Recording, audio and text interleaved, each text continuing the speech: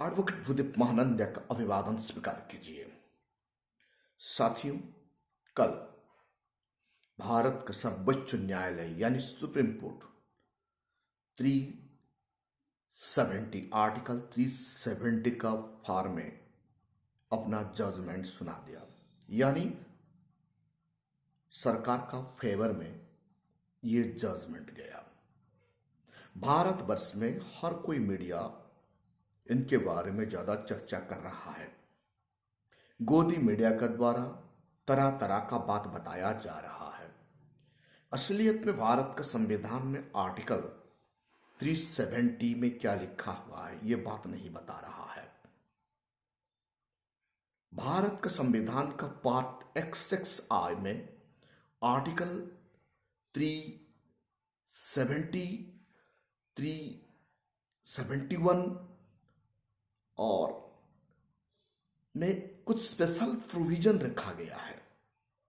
यानी temporary, transitional and special provision कुछ state को दिया गया है। उनमें से आर्टिकल 370,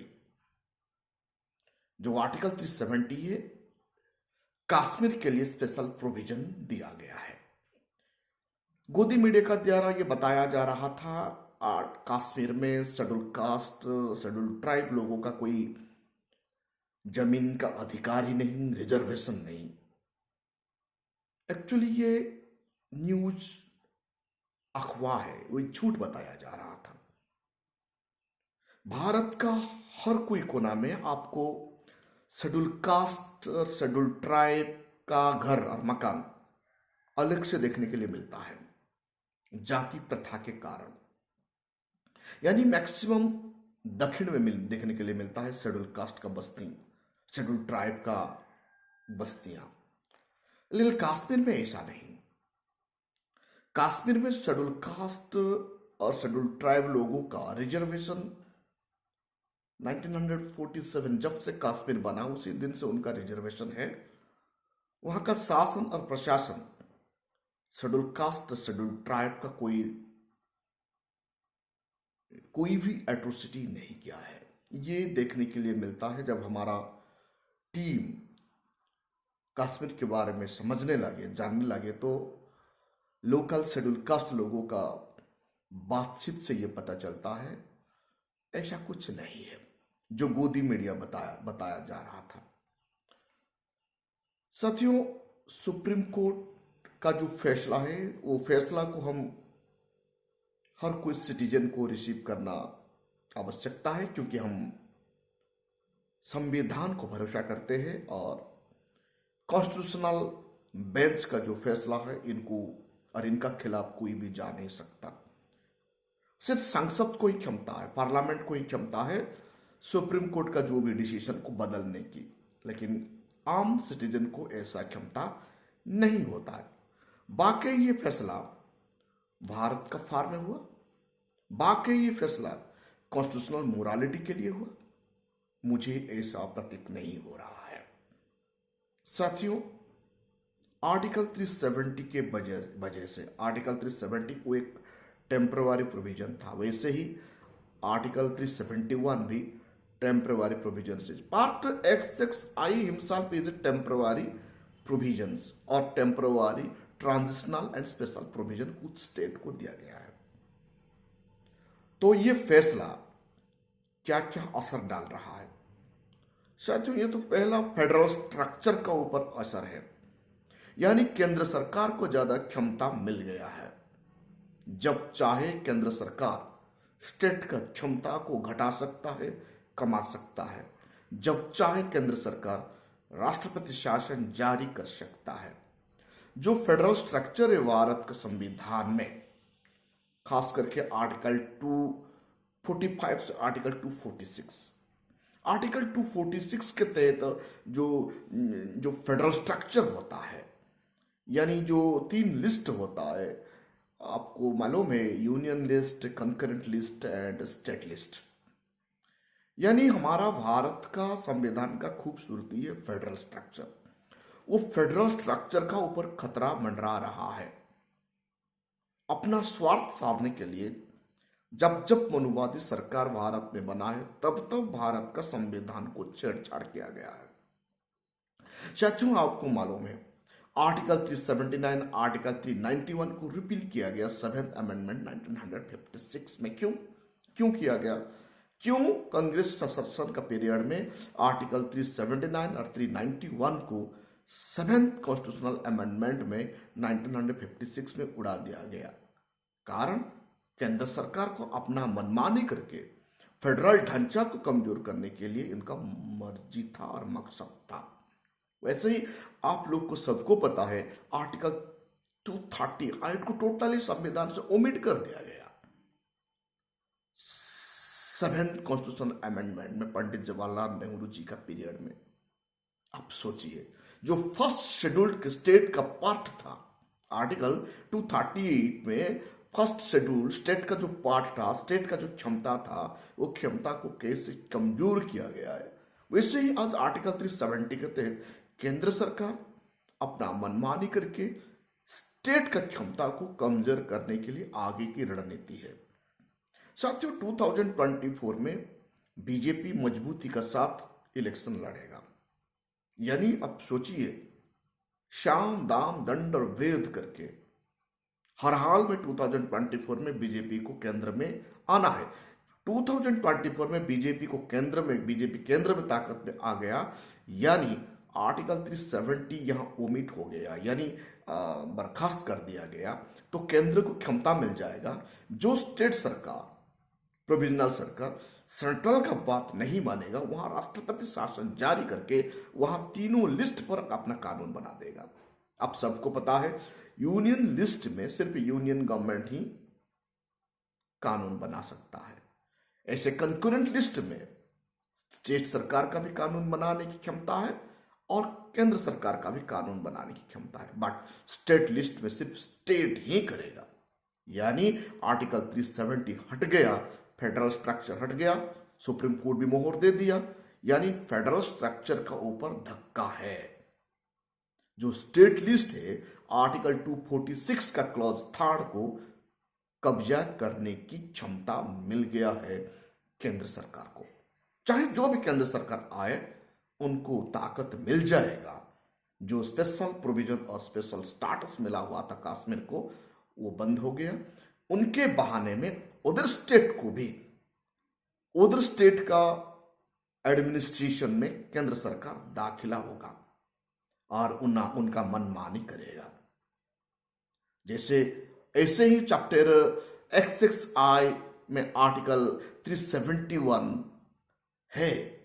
371 में और कुछ स्टेट को स्पेशल पावर मिला है। जैसे 371 के तहत नागालैंड को स्पेशल प्रोविजन है, यानी नागालैंड का ट्राइबल जमीन का ऊपर किसी का कब्जा हो नहीं सकता। वैसे ही आर्टिकल 371B के तहत आसाम है। आसाम का शेड्यूल ट्राइब का लैंड ऊपर कोई भी मनुवादियों का कब्जा हो नहीं सकता। वैसे ही आर्टिकल 371C में मणिपुर को भी ऐसा क्षमता मिला है और वो मणिपुर का ट्राइबल लैंड कोई खरीद नहीं सकता। जैसे आर्टिकल 370 के तहत कश्मीर का जो जमीन था वो कोई खरीद नहीं सकता था, उनको हटा दिया गया। हटाकर अब आर्टिकल 371 की तरफ कूच है। ये सफाई हो गया है, सड़क रास्ता क्लियर दिखाई दे रहा है। आने वाला कल करोड़पति घरानों को जमीन दिलाने के लिए ये अमेंडमेंट है। बहाना सिर्फ 370 कश्मीर को स्पेशल प्रोविजन से हटाना, लेकिन नजर दूसरी तरफ है। मेरे ख्याल से नजर आर्टिकल 371 पर आ गिरा है। 371 में जो स्पेशल प्रोविजन है नागालैंड को, यानी नागालैंड का ट्राइबल लैंड, SC लैंड को मनुवादियों को दिलाने के लिए एक सड़क बन गया है। सुप्रीम कोर्ट भी मोहर दे दिया है आर्टिकल 370 को हटाने के बाद सही करके। ऐसे नागालैंड के बाद आसाम का जमीन का ऊपर मनुवादियों का कब्जा है, जो आर्टिकल 371B के तहत आसाम में जितना स्टेट का लैंड है वो आदिवासियों का जमीन को कोई कब्जा कर नहीं सकता। ये स्पेशल प्रोविजन दिया गया है। वैसे ही आर्टिकल 371C में मणिपुर को स्पेशल प्रोविजन मिला है, वहां का जमीन को कोई भी मनुवादी खरीद नहीं सकता। आर्टिकल 371D में आंध्र प्रदेश और तेलंगाना का शेड्यूल कास्ट और शेड्यूल ट्राइब का जमीन को कोई हड़प नहीं सकता।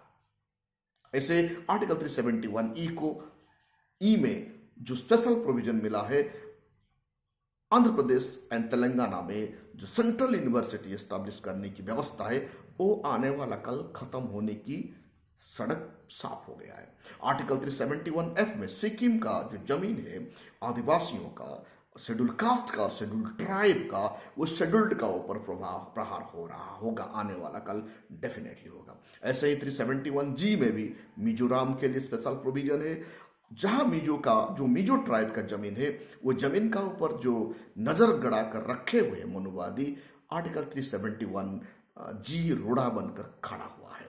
आर्टिकल 371 एच के तहत अरुणाचल प्रदेश और 371 में गोवा और 371 जे में कर्नाटक का। यानी आप सोचिए कि जितने भी जमीन है वो जमीन का ऊपर नजर रखकर गवर्नमेंट 1 बाई 1 नजर, 371 एक बहाना था, उनको सुप्रीम कोर्ट में मोहर दे दिया है। अब बाकी है 371, 370 के बाद 371 ए से जे तक। आप सोचिए आने वाला कल क्या होगा।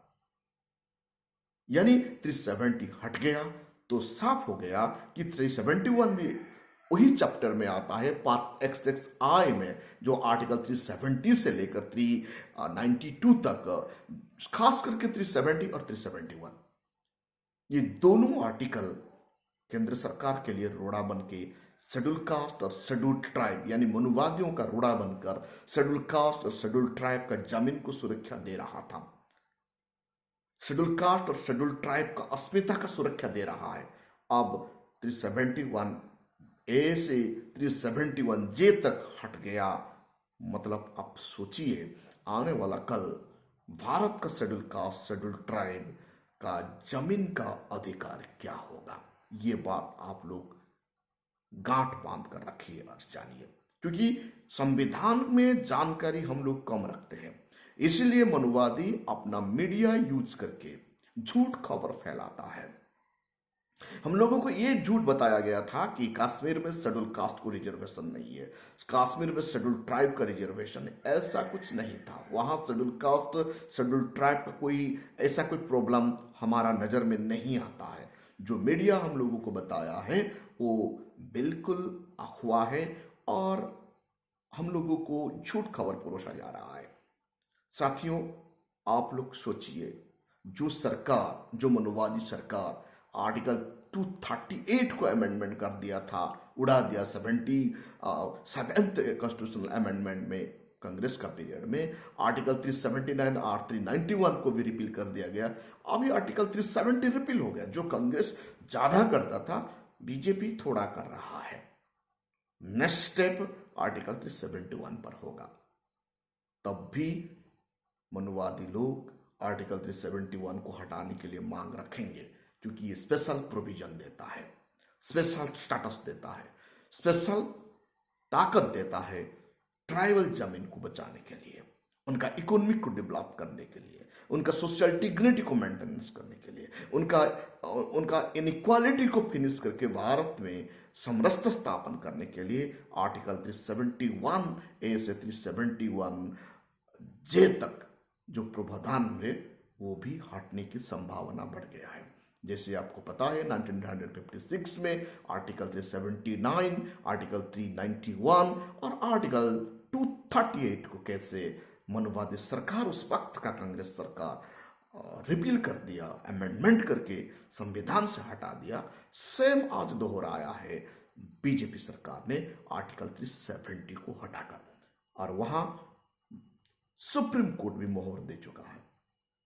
आने वाला कल क्या होगा आप लोग ही बताइए। संविधान जब तक अच्छा चलेगा तब तक हम लोग सुरक्षित हैं। संविधान का एक एक आर्टिकल ऐसे ही अमेंडमेंट होते, अमेंडमेंट तो नहीं उड़ाया दिया जाएगा, रिपील कर दिया जाएगा, ओमिट किया जाएगा, तो सोचिए क्या होगा भारत में रहने वाले schedule caste, schedule tribe, OBC का। यानी मनुवादी भारत का जमीन का ऊपर कब्जा करने की ये रणनीति धीरे धीरे अग्रसर हो रहा है। आने वाला कल बहुजन समाज इनके बारे में नहीं सोचेंगे, संविधान को नहीं बचाएंगे, तो आने वाला कल बहुजन समाज का नस्ल के लिए कितना खतरनाक संकेत है, ये सोचने की बात है।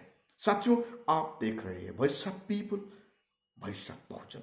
अभी तक आप हमारा चैनल को सब्सक्राइब नहीं किए तो काइंडली सब्सक्राइब कीजिए, बेल का आइकन जरूर दबाइए।